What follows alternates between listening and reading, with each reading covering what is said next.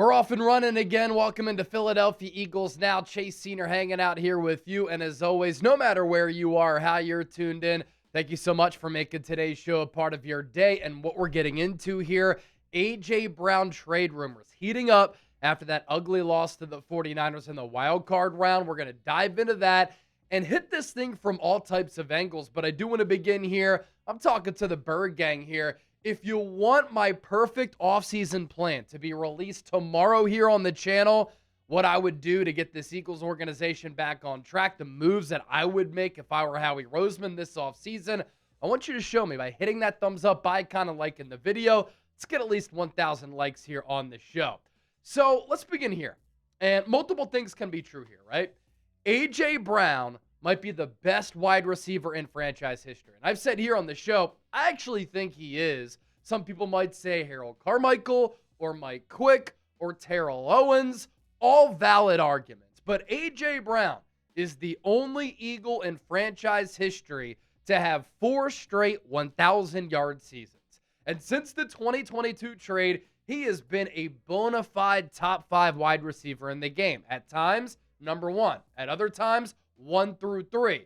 But he's been a top 5 guy at the position, a position that is loaded across the NFL with some really special players.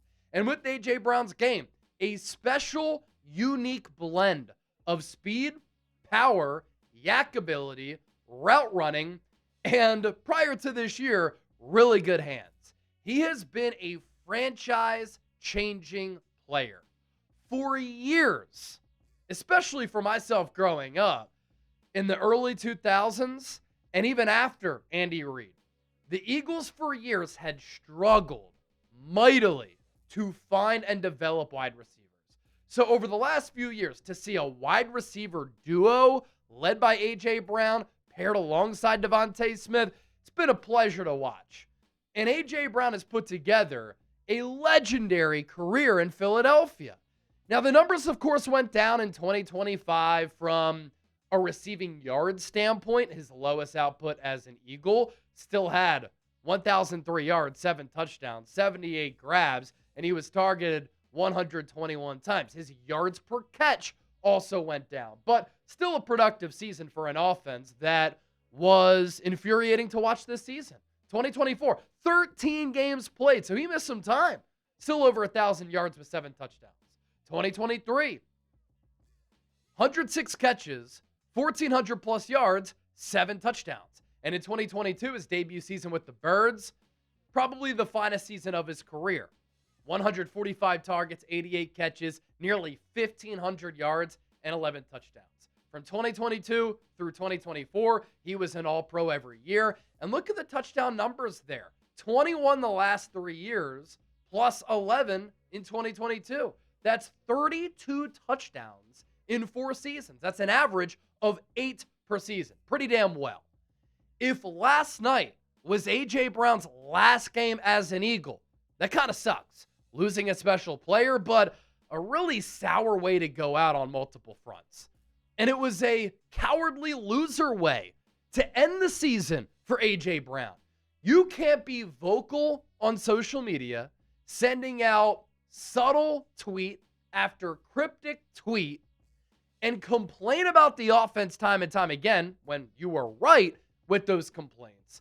But then after you complain about the offense, you getting targeted, your involvement in the offense, you go out in the biggest game of the year and you have 3 crucial drops, which help to lead to the Eagles getting bounced in the first round of the playoffs. No Super Bowl defense, one and done, just like that. And not only do you not play well, you don't own up to it. That doesn't fly in Philadelphia. You don't address the media. You just dip out of the locker room and say, I'm out of here. No.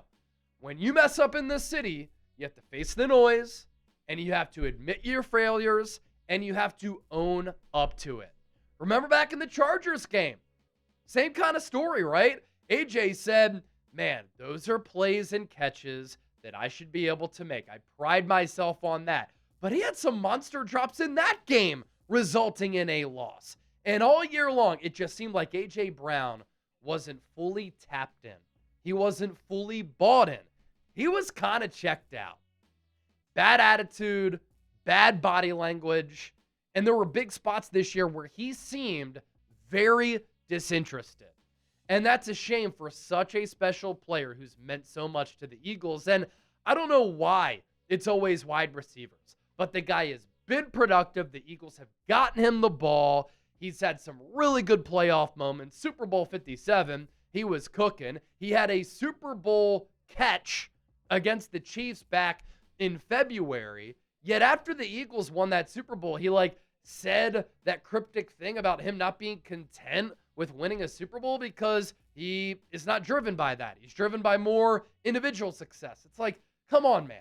And I think back to what happened in October for the Philadelphia Phillies with a far lesser player than A.J. Brown, Orion Kerkering, a nightmare turned into reality for him, where he loses the series for the Philadelphia Phillies with an all-time boneheaded dumb move.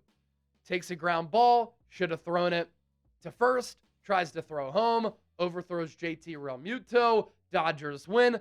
They go on to win the World Series. It was an all-time low moment for Orion Kerkering. He could have said, look, I just don't have it in me to speak with the media. What did he do, though? He spoke with the media. Clearly, he was upset. It was not easy, but I respect that. I don't respect A.J. Brown for dipping out and not being accountable for his own mistakes. And so if that's his final game as an Eagle, it's like, really? That's how it all ends? That's how a special career ends? The sideline spat with Nick Sirianni? And I'm going to kind of defend Nick Sirianni. Like, he was running down the field to tell A.J. Brown to get off the field because he didn't want his team to get penalized.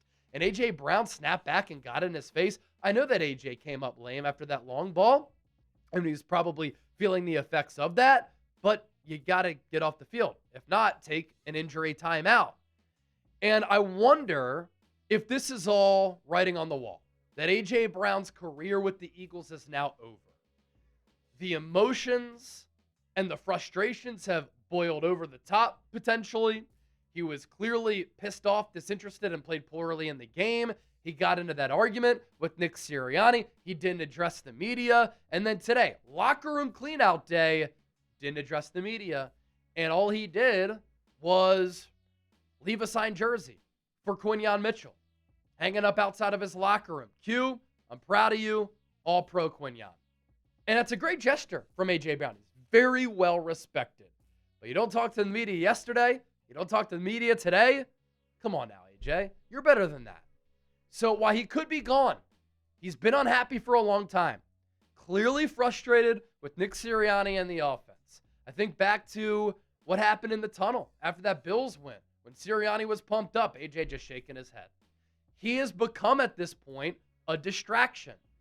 And it's a distraction because he has to answer questions about his actions, so too do his teammates. Jalen Hurts today was asked about A.J. Brown. What did he say? We'll get to that here in a moment. Nick Sirianni has to take questions. I guarantee you when Howie Roseman speaks publicly later this week, he's going to have to answer questions about A.J. Brown. We could see some offensive changes this offseason, which leads to A.J. being dealt somewhere else. And Philadelphia could financially reset at the wide receiver spot. We'll get into the dead cap numbers coming up here in a moment, but the Eagles could say, we're paying A.J. Brown $32 million per year, I think. Devontae Smith somewhere in the neighborhood of 25. Let's reset and tinker financially with the position. Maybe we get a much cheaper player in the NFL draft who can be impactful and be under contract on a rookie deal for the next 5 years. And we'll trade A.J. Brown away, let him start anew. We'll start fresh as well. And this has been, according to so many NFL insiders, the worst kept secret across the NFL. That A.J. unhappy with the Eagles, and NFL insiders have been saying for a long time, and now these talks are starting to simmer and bubble to the surface again, that the Eagles could very well move off of A.J. Brown this offseason. His exit last night and today just makes it seem a little bit more realistic. And if it gets to a point where the Eagles just don't want to deal with this any longer, I could see them cutting bait. So let's pop up today's poll question here. It's the pinned comment of today's Eagles Now. Will the Eagles trade A.J. Brown this offseason? A simple T for trade, K for keep. Comment what you think down below in the comments section. Do want to tell you about this great deal thanks to our friends at Fanatics. A huge sale going on. Limited time only. 25% off if you use the code SNOWY at chatsports.com/EaglesGear. That's chatsports.com/EaglesGear. Use that code SNOWY at checkout and you get 25% off. Season is over, but you always want to rep the birds, and there are plenty of options available as far as clothing items, jerseys, hoodies, shirts, a whole lot more, but you have to use our link in order for that deal to apply. As far as the A.J. Brown trade cost, he has a 2026 cap hit of $23.4 million, a trade dead cap hit of $43.5 million. The Eagles' savings, not savings at all. Minus $20.1 million. And if the Eagles were to trade A.J. Brown pre-June 1, it would be the fourth largest single-season dead cap hit in history. Now, post-June 1, it's a little bit more doable, but I think the Eagles lose some trade leverage if that happens because they're going to want to decide on a wide receiver alongside Devontae Smith. Jahan Dotson's also going to be a free agent, so you need a wide receiver 3 in the NFL draft, in free agency, well before June 1. So if the Eagles still have A.J. Brown on their roster approaching June 1, and other teams know that the Eagles are going to move off of him, it just messes with the trade value. He's not as expensive for another team to trade for.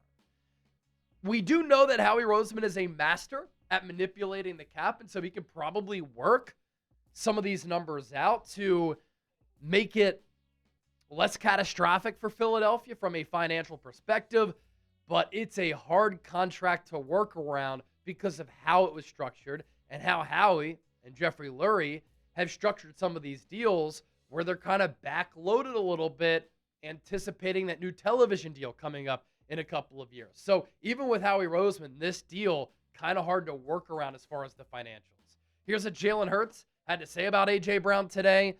This is probably the best thing he said about his relationship with AJ in quite some time. AJ and I have talked. We're in a great place. Maybe y'all can talk to him and ask. Well, people couldn't do that because A.J. Brown left and did not address the media today.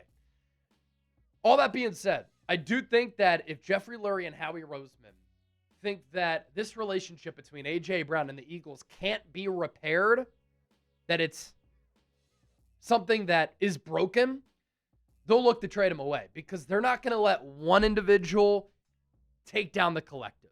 What would be ideal is that the Eagles just run it back with this highly skilled offense, with all this great personnel. Maybe you draft some offensive linemen to build up in the trenches and get better there, but then you run it back with the same personnel, but you have a new offensive coordinator. An offensive coordinator that can get Jalen Hurts back on track, that can maximize Devontae Smith and A.J. Brown. We'll see if Dallas Goedert comes back. He could look to cash in for the last big contract of his NFL career. You get healthier and better along the offensive line. That'll help as well. Here are my top Eagles offensive coordinator targets. Brian Daboll, number 1. Todd Monken, number 2. Davis Webb. Mike McDaniel on there. I'm not too high on Mike McDaniel, but I do think he's one of the better options. And then if the Eagles do go internal, I don't think they will, Scott Loeffler, but they could make some wholesale changes on offense, and they could be looking for a new quarterbacks coach as well. To repair this relationship, the Eagles must change their offense and their offensive scheme.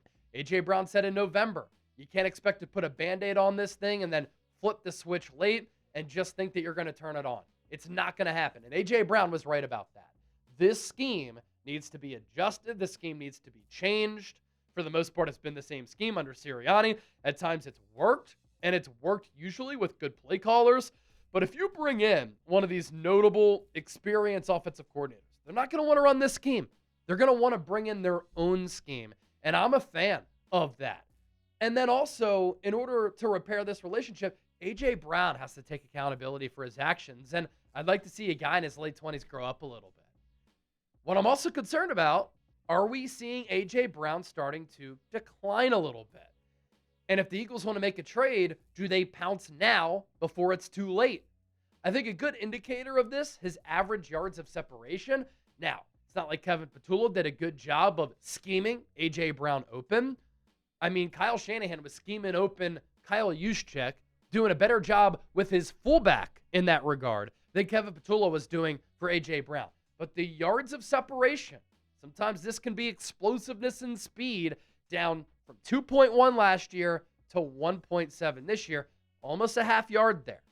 Keep an eye on the New England Patriots. Regardless of what they do in the playoffs here, they throttled the Chargers on Sunday Night Football. They're a team to look out for. They have a bunch of cap space. They have a quarterback in Drake May on his rookie deal. A.J. Brown loves Mike Vrabel, coached him while with the Tennessee Titans. And New England would love to bring in A.J., and they've always been the team that has been rumored to still be interested in A.J. Brown. And they have some decent draft capital that they can also give up. Don't forget to give me a follow on X, Instagram, and TikTok. We'll keep our eyes on the A.J. Brown trade rumors all throughout the offseason. I'm covering every step of this Eagles offseason right here on YouTube, but you can get additional coverage from me on my social media pages.